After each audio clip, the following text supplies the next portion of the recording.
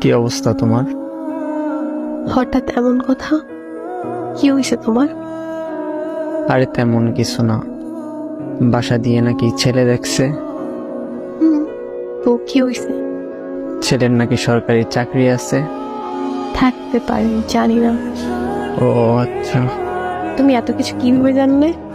তোমার কাজিন বলছে। ও আচ্ছা, এইসব খবর ও ভালো রাখে। তোমার পরিবার তো মনে হয় রাজি। কি করবে এখন? আমাদের সম্পর্ক কি এখানেই সমাপ্তি? এই শোন, বিয়ে আমি করব, আমার পরিবার না। আর তোর এত কিছু কে ভাবতে বলছে? তোর সামনে পরীক্ষা, তুই পড়াশোনায় মনোযোগ দে। আমি তোর ছিলাম, তোর আছি, তোরই থাকবো। তুই পরীক্ষাটা দে আগে, তারপর হাত ধরে নতুন জীবন শুরু করব। সত্যি তো? হ্যাঁ সত্যি।